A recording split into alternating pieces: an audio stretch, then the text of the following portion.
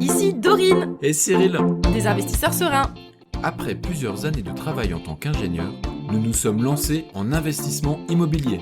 Après 5 années d'acquisition, nous étions devenus libres financièrement. Dans ce podcast, nous vous partageons les stratégies et les bonnes pratiques pour développer votre intelligence financière. Dans le but non seulement d'être plus riche sur le papier, mais avant tout pour devenir plus libre et plus heureux. Alors, ouvrez grand vos oreilles et préparez-vous à atteindre vos objectifs.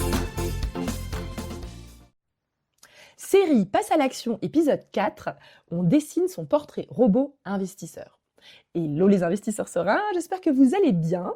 J'ai trop hâte de continuer l'aventure avec vous pour que vous passiez enfin à l'action. Je sais d'ailleurs qu'il y a des personnes qui écoutent le podcast et qui, grâce au podcast, sont passées à l'action, m'ont envoyé des messages et ça me fait hyper chaud au cœur. Évidemment, il y a tous les membres du club qui passent aussi à l'action via notre accompagnement, mais ça me fait aussi plaisir de voir que des personnes qui, juste avec le contenu gratuit que je propose sur le podcast, vous arriviez à passer à l'action. Donc, on va essayer de faire de notre mieux dans cette série pour que vous ayez envie de passer à l'action, que ça vous motive, que ça vous structure. Donc, ce qu'on a vu dans les 3 premiers épisodes. Dans le premier épisode, on avait travaillé un peu son mindset. On avait décidé de lâcher prise sur ce qui n'avait pas marché dans le passé et d'accepter avec optimisme qu'en suivant le processus, on allait y arriver. Dans le deuxième épisode, on avait retravaillé ses objectifs, on avait parlé de l'importance de fixer l'immobilier comme priorité si on veut réussir à avancer et on arrête avec le mode loisir. Si on veut avoir des résultats performants, il faut passer en mode compétition. Si vous n'avez pas écouté cet épisode, évidemment, je vous invite à aller l'écouter. Dans l'épisode numéro 3, on a travaillé notre budget et maintenant, on va enfin attaquer la stratégie qui va nous correspondre vraiment. On démarre tout de suite, c'est parti. Alors, la première chose que j'ai envie de faire dans cet épisode, vous allez voir à la fin de l'épisode, on va vraiment dessiner qu'est-ce qu'on attaque comme stratégie, etc. Mais avant de faire ça, pour moi, il faut faire un peu de ménage, d'accord ? On va faire un peu de ménage dans la tête parce que on en a besoin. En fait, ce qui se passe, c'est que dans notre société, particulièrement aujourd'hui, on est complètement assailli d'informations dans tous les sens. Ok ? Ce podcast fait partie de la multitude d'informations que vous recevez tous les jours. Il y a les réseaux sociaux, il y a la radio, il y a la télé, il y a les gens qui vous parlent, vos enfants qui vous sollicitent. Bref, le cerveau, il explose d'informations. C'est vraiment l'ère de la surinformation, on va dire. Et ce qui se passe, c'est que le cerveau, prenant une tonne d'informations dans tous les sens, moi je considère qu'il devient embrouillé. C'est un des gros problèmes que moi-même j'ai, on a tous ce problème-là parce qu'on est dans cette société-là et c'est pas facile de faire du ménage. Et dans le ménage que je vais vous demander de faire, c'est d'enlever une grande partie des idées reçues que vous avez sur l'immobilier. Parce que ces idées reçues vous bloquent et on va dans un premier temps essayer de les dégommer ensemble pour réussir à faire de la place à une forme de terrain vierge. Ok ? J'aimerais bien que vous soyez un terrain vierge, naïf, sans a priori, quand vous allez commencer à réfléchir à votre stratégie. Parce que quand vous débarquez pour définir votre stratégie avec tout un tas de casseroles et d'idées reçues au pied, en fait, ça n'aide pas du tout à poser une stratégie efficace. Alors, qu'est-ce que j'entends par les idées reçues ? Par exemple, ce sont des personnes qui arrivent et qui disent « Ah non, alors là, non, moi je veux un endroit premium de localisation. » D'accord ? Donc, elles ont des fixettes de localisation, surtout pas là oui, surtout pas là oui, mais en fait, elles n'ont jamais investi en immobilier nulle part et elles sont déjà en mode c'est faux, aller à tel endroit et pas à tel endroit avec des a priori énormes sur les localisations. Deuxième type d'a priori, c'est la colocation. Alors là, je sais pas qu'est-ce que les gens ils ont parfois contre la colocation. Ah non, moi je veux pas une colocation. Ah non, c'est galère. Mais ouais, mais en fait, je sais pas comment vous dire. Vous pouvez pas débarquer comme ça en immobilier avec tout un tas de casseroles en vous disant ça c'est pas pour moi, ça c'est pas pour moi, ça c'est pas comme ci, c'est pas comme ça. En fait, c'est comme si vous arriviez, je sais pas comment dire, à un cours parce que là je suis en vacances au ski, donc ça me fait penser à ça, mais c'est comme si vous arrivez à votre cours de ski et puis que vous dites ah non, hein, ah non, alors moi je fais pas une piste comme ça. Et puis alors moi je fais pas les bosses. Et puis moi je fais pas, moi je fais uniquement du ski avec un bâton et pas 2 bâtons, hein, parce que moi j'ai appris comme ça, hein. Et puis en fait, mais le prof à un moment donné il vous regarde, il vous dit mais ok, bah en fait t'as tellement d'a priori et apparemment tu sais comment faut que tu fasses que bah du coup bah ok vas-y fais-le, mais moi je te montre pas quoi. Bah moi c'est ça que j'ai envie de vous dire, c'est n'ayez pas cette attitude de la personne qui sait déjà, qui sait tout, qui a déjà décidé que telle stratégie n'était pas bonne pour elle, que telle localisation, de toute façon, c'était pas pour elle. En fait, quand vous partez comme ça, un petit peu en mode diva, mais en fait, vous allez pas, en fait, comment dire, c'est comme si vous vous mettez des œillères, vous vous interdisez de regarder. D'accord? Donc, ça veut pas dire que vous allez faire une coloc, que vous allez investir dans une localisation foireuse, mais juste, on efface ces a priori là, on les enlève. Ok? Donc, les a priori de localisation, on les supprime. Les a priori, les colocations, c'est pas bien, on les supprime. Ah non, pas tel type de locataire. Ah ouais, non, moi je veux que des locataires de tel type, hein. Ah non, hein. Bah pareil, on enlève. Ok, un locataire, c'est quelqu'un qui paye son loyer. Point barre, terminé. Ok? Le reste, si c'est pas tel type ou tel type ou tel type, on s'en fiche. Ok? On se détend. Il faut pas en fait démarrer avec déjà 50 a priori. Pareil pour la fiscalité. Ok, il y a des personnes qui ont trop d'a priori sur la fiscalité. Et puis du coup, souvent, les fiscalités sont conditionnées à certains types d'exploitation. Et donc, se ferment à certains types d'exploitation juste parce que la fiscalité ne correspondait pas à celle qui s'était mise en tête dès le départ. Donc pareil, on fait du ménage sur la fiscalité dans sa tête, on reste ouvert. Et idem, dernier point, par rapport à la location courte durée, alors je ne dis pas que ça correspond à tout le monde, mais je pense que certains profils devraient réellement s'ouvrir à cette possibilité. Et c'est comme tout, hein, les personnes organisées arrivent à déléguer et à rendre les choses moins chronophages. Les personnes qui sont absolument pas organisées, bah, elles croulent avec une seule location courte durée, alors que d'autres arrivent à en gérer 10 sereinement. Donc, je veux, s'il vous plaît, mettez de côté tous ces a priori et mettez-vous dans un état d'esprit de « Ok, je vais voir, je vais écouter ce que Dorine a à me dire et voilà, mettons de côté. On met tout ça dans une boîte, d'accord ? En gros, toutes ces a priori, c'est un peu des a priori de tonton Jean, de grand-mère Janine. C'est faut pas faire ci, faut pas faire ça, nanana. Mais en fait, non, là, on n'est pas là pour avoir raison. En fait, tu vois, il y a un côté de je veux avoir raison en disant je veux pas faire ci, je veux pas faire ça. Il y a pas, on n'est pas là pour avoir raison, on est là pour avoir des résultats. D'accord ? Donc, on met ça de côté et on avance. Et ce que je vous propose d'ailleurs de faire, c'est que souvent, quand vous avez cette petite manie de diva, de vous dire je veux pas ci, je veux pas ça, et puis pas ci, puis pas ça, ben en fait souvent c'est basé sur des peurs. Okay, c'est basé sur des peurs, c'est purement de la peur. Des investisseurs qui s'en sortent très bien avec telle ou telle fiscalité, il y en a une tonne. Qui gèrent tel type de locataire, il y en a une tonne. Qui ont des colocations, il y en a une tonne. Qui ont investi dans telle localisation, il y en a une tonne. Qui gèrent la LCD, il y en a une tonne. Donc en fait, la preuve est là, c'est que tout ça est possible. D'accord ? C'est là, c'est un fait. Donc quand vous avez, entre guillemets, envie de mettre dans un sac poubelle une stratégie pour X raisons, souvent ça vient d'une peur qui est infondée. Okay ? Donc posez-vous cette question, quelle est cette peur ? Est-ce que vous avez cette peur de perdre de l'argent ? Vous avez la peur de la vacance locative ? Vous avez la peur, peut-être que vous fassiez quelque chose qui sorte des conventions et que votre entourage vous dise « Ah tu vois, je te l'avais dit, hein, c'était pas une bonne idée de faire ça. » Et puis du coup, vous avez tellement peur de faire, entre guillemets, de décevoir votre entourage, de décevoir votre cercle social, parce que vous avez pris, entre guillemets, un risque à leurs yeux en investissant dans telle localisation, ou en faisant une colocation, ou en faisant quelque chose qui rentre pas tout à fait dans les clous du projet idéal, facile qu'on a en tête.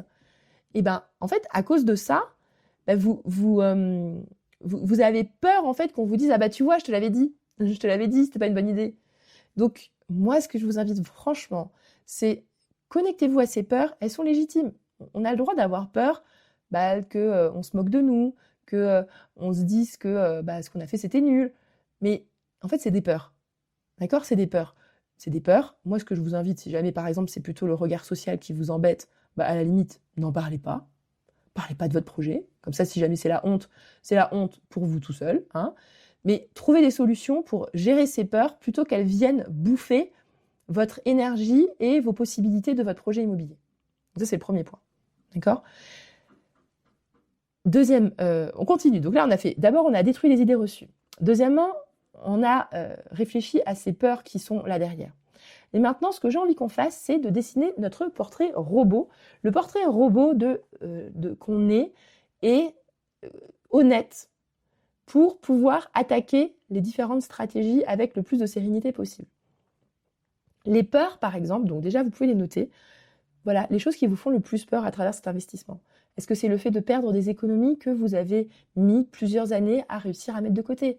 Est-ce que c'est la peur de faire un mauvais investissement et de devoir mettre au pot tous les mois parce que vous avez mal fait les calculs à cause de la fiscalité? D'accord? Mais vous les posez. Vous posez ces peurs. Et ces peurs sont légitimes. C'est pas pour autant qu'il faut qu'il n'y ait pas de lien entre la peur et la conclusion. Tu vois, la peur, c'est j'ai peur que les gens disent que j'ai fait un investissement pourri. Du coup, je fais tout ce que les gens disent qu'il faut faire, qui évidemment n'ont jamais réussi en immobilier. Comme ça, au moins, ils pourront pas dire que j'ai fait un truc pourri vu que j'ai fait comme eux. Bah oui, mais bon, du coup, comme tout le monde fait un truc pourri, bah, du coup, t'as fait un truc pourri comme tout le monde. Mais c'est pas grave. Donc, c'est ça que j'ai envie de vous dire, c'est prenez ce temps de poser ces peurs. Elles existent, on a le droit d'exister, mais évitez que ces peurs vous dictent la marche à suivre. Il faut rester rationnel et enlevez-vous cette illusion, mais je le vois tout le temps et on est les premiers à le faire, enfin tout le monde le fait, c'est de dire oui mais c'est hyper rationnel, les colocations, je connais quelqu'un qui a fait une colocation et puis c'est galère, il y a plein de problèmes avec les colocataires, nanana, donc du coup c'est hyper rationnel qu'il faut pas faire de colocation. Je dis mais non mais c'est pas du tout rationnel, t'as peur, t'as trouvé un exemple qui corrobore ta peur, donc t'as décrété que c'était une vérité universelle, mais non, pas du tout. Ok ? Alors voilà, bon, je fais pas de la pub pour telle ou telle stratégie, je vous dis juste que ne vous mettez pas des blocages comme ça en tête direct sur des stratégies parce qu'en fait, c'est contre-productif. Donc, votre petit portrait robot. D'abord, vous avez des peurs. Tout le monde a des peurs différentes, mais vous notez vos peurs. Deuxièmement, je veux que vous mettiez des choses factuelles sur vous. Par exemple, quel est votre métier? Les expériences passées que vous avez entendues ou vécues par vous-même en immobilier. Est-ce que vous avez également des qualités qui pourraient être utiles? Par exemple, est-ce que vous bossez dans l'hôtellerie? Si vous bossez dans l'hôtellerie, posez-vous sérieusement la question, vous avez certainement des compétences, peut-être en location courte durée, que d'autres n'ont pas. Peut-être que vous travaillez dans le monde médical, que faire des cabinets médicaux pourrait être quelque chose de pertinent pour vous. Peut-être que vous avez une appétence travaux, que ça vous fait kiffer de gérer un chantier. En fait, mettez les choses que vous aimez. D'accord? Les choses où vous êtes compétent. Les choses qui vous plaisent. Les choses où vraiment vous avez une appétence dessus. Ok? Je trouve que ça n'a pas de sens de chercher des stratégies à l'extérieur de soi. C'est intéressant de les trouver à l'intérieur de soi, par rapport à ce que nous, on a comme compétence. D'accord? Peut-être que vous n'avez aucune compétence de ce que je viens de vous dire, mais vous en avez probablement quand même. Peut-être que vous avez d'autres compétences ou qualités, d'ailleurs, qu'on va les mettre juste après. C'est-à-dire, par exemple, peut-être que vous avez de l'argent de côté. Peut-être que vous avez des compétences en négociation. Peut-être que vous avez des connaissances juridiques. Peut-être que les connaissances juridiques, parfois, c'est à double tranchant, hein, parce que malheureusement, parfois, les déformations professionnelles font que les avocats voient le mal partout, et du coup, ils ont du mal aussi à avancer. Donc ça, c'est pas facile de réussir à mettre de côté parfois ce petit côté juridique, mais elles sont tout de même utiles, hein, ces compétences juridiques, mais il faut réussir à les utiliser à bon escient. Donc ça, c'est sur la partie... sur la partie de vos compétences. Peut-être d'ailleurs que vous avez des compétences de décoratrice d'intérieur. Peut-être que vous avez même des compétences, vous êtes bonne en décoration en général. Enfin, il y a plein de qualités que vous pouvez potentiellement avoir et notez-les. Notez-les parce que je suis certaine que vous avez quelque chose qui est utile pour votre investissement immobilier et il faut en avoir conscience. Et troisième chose que je veux que vous notiez par rapport à votre portrait robot, c'est de connecter en tout cas votre petit portrait robot investisseur à la réalité de votre vie. Est-ce que vous avez du temps? Est-ce que vous êtes hyper surchargé? Est-ce que vous habitez dans telle localisation et vous avez des facilités pour vous déplacer à tel ou tel endroit? D'accord? Peut-être que vous avez également des envies et des ambitions. Peut-être que vous voyez bien à terme devenir professionnel de l'immobilier d'ici 5 ans. D'accord ? Notez un petit peu tout ça. Et ça, ce sont des choses qui vous appartiennent rien qu'à vous, mais à personne d'autre. Ce sont des choses qui vous sont propres et qui, là, vous n'allez pas chercher à l'extérieur de vous. Peut-être, d'ailleurs ça me fait penser, peut-être que quand vous étiez étudiant, vous avez habité dans une colocation. Vous le notez. Peut-être que vous adorez voyager, que vous adorez aller dans des Airbnb quand vous voyagez et que vous observez à chaque fois les Airbnb qui sont mis en place. Peut-être que vous avez au contraire une appétence naturelle pour les beaux bâtiments anciens. D'accord ? Notez tout ça. Et ça, en fait, ça va vous rendre unique comme investisseur. On est tous uniques, on a tous une façon unique d'investir et pour moi, il faut que ça parte de soi. Bon, j'espère que ça vous a fait du bien de faire ce petit portrait robot. Réfléchissez-y, repensez-y et on continue maintenant parce que à partir de ça, j'espère que ça vous a peut-être un peu ouvert l'esprit en vous disant oui, c'est vrai, peut-être que je suis un petit peu trop exigeant avec mes peurs et maintenant que j'ai fait mon portrait robot réaliste par rapport à ce que moi j'aime, eh ben vous allez en tout cas vous ouvrir différemment et regarder différemment les stratégies qui s'offrent à vous. D'ailleurs, en général, moi je ne recommande pas forcément de se fermer complètement sur une stratégie dès le départ. On peut commencer les visites et vous allez voir justement après comment je vous recommande de faire. En ayant en tête ce petit portrait robot, des choses qui vous parlent moins, en ayant conscience de vos qualités et ensuite de démarrer les visites avec cet esprit ouvert et peut-être que vous allez justement vous projeter plus ou moins dans une stratégie en ayant cet esprit ouvert sans rester fermé comme ça dès le départ sur une stratégie. 4e étape, on va regarder maintenant comment est-ce qu'on structure pour atteindre ses objectifs, sa stratégie. Parce que normalement, dans l'épisode précédent, vous avez défini votre budget, minimum en tout cas, et peut-être que votre budget, par exemple, il est de 500 000 euros. Okay, je dis un truc au hasard, ça peut être 300 000, peu importe, vous ferez votre calcul à votre façon. Peut-être que là, votre budget minimum sur votre prochain projet, c'est 500 000 euros. Vous avez dit, c'est parti, je fonce sur du 500 000 euros. Et que vous avez un objectif de cash flow. Allez, je ne vais pas donner de chiffres parce que sinon ça va vous embrouiller. Je préfère que vous fassiez avec vos propres chiffres. Donc, voilà. Vous avez votre objectif de cash flow. En fait, je vais vous donner des techniques pour réussir à atteindre le cash flow que vous voulez. Par exemple, si vous investissez 100 000 euros en location longue durée, le cash flow à viser, il est de 200 euros par mois. D'accord ? À chaque fois que vous investissez 100 000 euros, grosso modo, moi je vise dans les 200 000 euros de cash flow par mois. Donc si vous êtes sur un projet à 500 000 euros, ça fait 1 000 euros par mois de cash flow pour de la location longue durée classique. Alors quand je dis classique, c'est longue durée, ça peut être un mix de studio, de colocation, de T2, bref, ça peut être un mix de plusieurs stratégies, mais on reste sur de la longue durée. Okay ? Si jamais vous êtes en location courte durée, à ce moment-là, 100 000 euros vont pouvoir vous permettre d'atteindre potentiellement 500 euros de cash flow par mois. Donc chaque fois que vous achetez un bien à 100 000 euros, vous pouvez viser 500 euros de cash flow en location courte durée.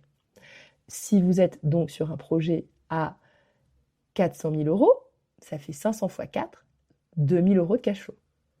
Ok ? C'est important que vous ayez ça en tête parce que j'entends trop souvent des personnes qui ont un budget de 300 000 euros qui veulent 3 000 euros de cash flow en faisant de la location longue durée. Et du coup, les amis, en fait, là, il y a un problème dans les calculs. Il y a un problème dans les calculs. Ok ? Si vous êtes à 300 000 euros de budget, que vous faites de la location longue durée, vous aurez max 200 euros par mois de cash flow, donc on est sur du 600 euros par mois de cash flow. Ce qui est déjà très bien pour un projet à 300 000 euros en location longue durée. Mais vous n'allez pas quitter votre travail en un an en faisant ça. Alors que si vous êtes plutôt sur de la location courte durée, vous faites un projet à 300 000 euros avec 1 500 euros de cash flow par mois, là c'est une belle opération. Et 1 500 euros de cash flow par mois, c'est déjà pas mal. Moi perso, j'arrêterai pas de bosser avec ce cash flow-là, mais c'est un point de départ. Donc c'est pour vous donner un ordre d'idée et vérifier que les stratégies que vous envisagez sont cohérentes par rapport au cash flow visé et par rapport à votre budget. Et peut-être que, donc on avait vu justement dans la définition des objectifs que vous étiez plutôt sur un objectif de 400 euros par mois, un objectif de remboursement de capital, donc je dis n'importe quoi, vous voulez rembourser 1 200 euros de capital tous les mois parce que ça vous rassure de vous dire c'est comme si vous mettiez de côté 1 200 euros tous les mois de remboursement de capital. Parce que je le rappelle, si jamais vous n'avez pas écouté l'épisode numéro 2 de cette série, c'est que quand on a défini ces objectifs, on a à la fois défini des objectifs de cash flow qui sont vraiment de l'argent avec lequel on peut vivre et aller faire nos courses tous les mois. Mais on a aussi défini un objectif de remboursement de capital mensuel. Ça, c'est la partie immergée de l'iceberg, c'est-à-dire ce qu'on ne voit pas, mais ce qui nous enrichit de façon très puissante. Parce que si vous avez un bien immobilier à 500 000 € qui est autofinancé avec peut-être 0 € de cash flow, donc autofinancé c'est 0 € de cash flow, mais que c'est les locataires qui remboursent votre prêt, vous avez tout de même mis une machine en place qui rembourse 2 000 € de capital tous les mois en moyenne. Parce que grosso modo, c'est 400 € de capital par mois remboursé tous les 100 000 € investis. Donc si vous êtes à 500 000 € en autofinancé, c'est comme si vous mettiez 2 000 € par mois de côté tous les mois en remboursement de capital. D'accord ? Et là, moi, je fais aucune spéculation de plus-value, de machin, c'est un quartier prometteur qui va augmenter en valeur. Moi, je parle pas de ça. Je parle juste imagine le bien que tu as acheté, il est au même prix. En fait, c'est comme si tu mettais 2 000 € par mois de côté si tu as un projet à 500 000 €. Ce qui est quand même assez énorme. Je veux dire, les gens qui arrivent à mettre 2 000 € par mois de côté tous les mois, il n'y en a pas des masses. Hein. Donc, c'est ça que je veux que vous preniez conscience. Et maintenant que vous avez ces éléments de calcul, donc 200 € par mois de cash flow, tous les 100 000 € investis en longue durée, 500 € par mois de cash flow, tous les 100 000 € investis en courte durée, et 400 € par mois de remboursement de capital moyen, tous les 100 000 € empruntés, ça, c'est des grands chiffres qui vont vous permettre de calculer comment est-ce que vous vous en sortez par rapport à votre budget et votre stratégie, et vos objectifs. Voilà, donc posez-vous, refaites vos petits calculs avec tout ça, et pour vous dire, ok, en fait, si je veux être réaliste, il va falloir que je fasse à un moment donné de la location courte durée. Peut-être que vous avez une grosse capacité d'endettement, que vous allez vous dire, peut-être que je vais commencer par faire un gros immeuble à 500 000 € en location longue durée, et après j'en ferai un deuxième en location courte durée. Comme ça, je fais du remboursement de capital, je vais vite, je fais la location longue durée, et je renchaîne avec un deuxième en location courte durée au moment où j'ai envie de coûter mon travail. En fait, vous pouvez aussi segmenter votre stratégie. Mais j'espère que ça va vous aider à poser ça. Et enfin, on va attaquer la zone de recherche par rapport aux biens que vous allez chercher. On va vous donner tout de suite rendez-vous au prochain épisode. On va commencer les recherches de la bonne affaire. J'espère en tout cas que ça vous a aidé déjà jusqu'à maintenant. Et je vous dis à lundi pour la recherche de la bonne affaire. Sur ce, je vous souhaite à tous une excellente journée et à bientôt.